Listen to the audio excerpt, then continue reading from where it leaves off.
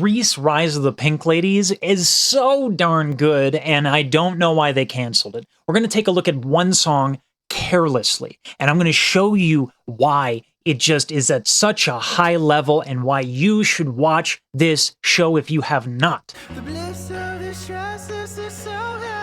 Ooh, I like that. I actually really like that he's doing this with his larynx. He's not in falsetto. He's not hitting the consonants very hard. So there's vulnerability here. This mix is amazing. Genre bending. You know, they have to pay respects to the fact that, you know, Grease was made in 1984. It's supposed to be an homage to the 50s. Very different approach. In hip hop, which has been what has informed all of pop music for the last, like, you know, a decade at least. Hip hop is very, like, you know, you really got to give that first beat really a lot of emphasis, and that happens throughout the song. And that's not a bad thing, it just is. But in the music they're trying to blend and mix together, you have a lot of kick and specifically the snare.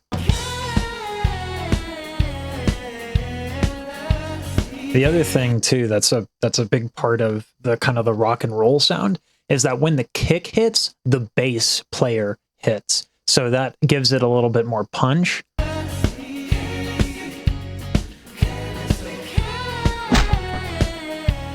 You know, they could have easily, given the demographic of this show, they could have easily just done like crazy, you know, like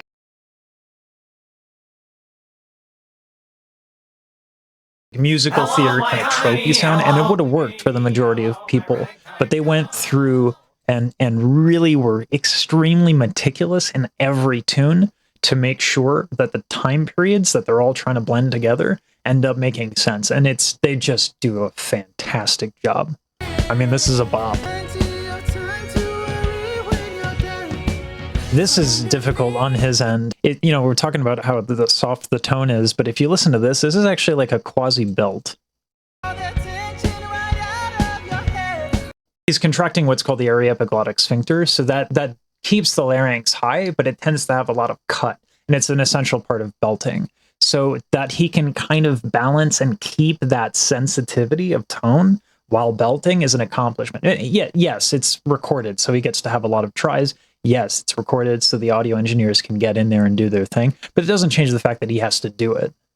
Despite what a lot of people think, you actually can't really polish a turd in music, so you have to get, like, good singers, especially on a production schedule like this. Like, maybe Britney Spears can mess up, but she can have, like, a year to make an album.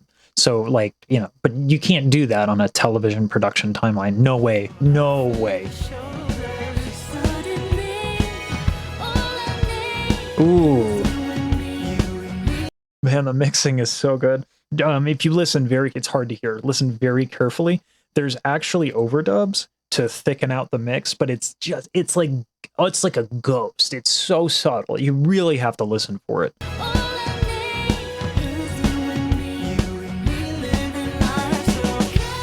And what I love about this is the blending. So she's giving a little bit more of a lush tone, right? Her larynx is a little lower. She's giving just a little bit of a more lush tone. She's taking a bit of a deeper breath. He's taking very shallow breaths, which is what is necessary to kind of get that very gentle tone. If you're managing a lot of air, it's very difficult. So if I want a higher tone, it's much easier to do it when there's less air in the lungs, right? But if I really like puff this up,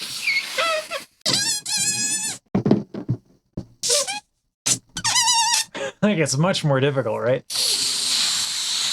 So the way that the vocal folds work, they come together by using your breath. So these are the vocal folds right here, you know, one on each side, right? They don't actually come together. You can do some stuff to adjust how they come together, but for the most part, they actually just come together via breath. And they do this through what's called the Bernoulli effect. When I blow between these two pieces of postcards, you'd think they would blow away, but that's actually the opposite of what happens. What that's called is the Bernoulli effect. I am blowing the pressure away from the insides of the card, which means the pressure on the outside of the cards is higher. And so that, because nature abhors a vacuum, right, that causes the cards to come together. That's how the vocal folds come together. Too much air, the folds are thick. Too little air, and the folds don't come together at all. That's what we would usually call falsetto. There are some other obstacles if you have too much breath. So in order to, like with the balloon, hard to control. With the vocal folds, what we just talked about, they'll be too thick. You can't go high. Also, and this is the real kicker. On top of the vocal folds, there are things called the false folds, or the vestibular folds, if we're getting a little bougie, yeah? Just a little bougie, just a smidgen. The vestibular folds are really, really chonky in comparison to the vocal folds. They're often called the false folds. If you put too much air behind your sound, the false folds will come together. Don't want that. It makes it much, much, much harder to sing. And frankly, you're just not going to be able to go up that high. You can actually experience this yourself really quickly. Hold your breath. Pay attention to what happens when you're full, when you like right around here, when you hold your breath and then when you don't hold your breath. You can kind of sense, if you really pay attention, that there's a range of motion here. So what you can do here is just make a sound. Doesn't matter if you're a good singer or not. Pick something in your range. It's really easy. Just make a sound. Go make that sound and then start to hold your breath. Right? That's the sound we make during circumstances we're actually just not going to talk about right now. That would be what happens when you sing with too much breath. Those false folds come in. And so despite a lot of gender roles and preferences and the common narrative around the male voice it's actually quite difficult to do what he is doing. Furthermore, they are blending. Blending is what happens when you try to make two sounds really kind of come together into one sound. Na, na. Sounds a little woofy, right? It sounds woofy because I'm not doing a good job of blending. Na. That is significantly different. One other thing you might have noticed, when I did that, I was compromising the sound of my own voice in order to create that blend. It's very difficult and takes a lot of experience to make sure that you can blend, but also be yourself and have your own voice be heard. And that's what's happening. They have and this is the technical term, they have what's called experienced singers. Crazy, I know, right?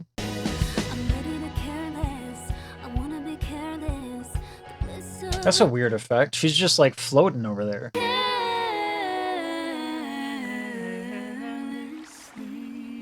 Oh, what an absolute like beautiful little gem there. It is truly a crime that this got canceled. How long has it been since we've had like sort of like the movie musical or the TV musical, and it's like it's genuine, it's not leaning on the tropes of the actual genre. This is so well done. If you're interested in learning more about the show, the video is right here. I also got a couple links right here about a group that's trying to get this show back on the air. So check that out if you want to be a part of that movement.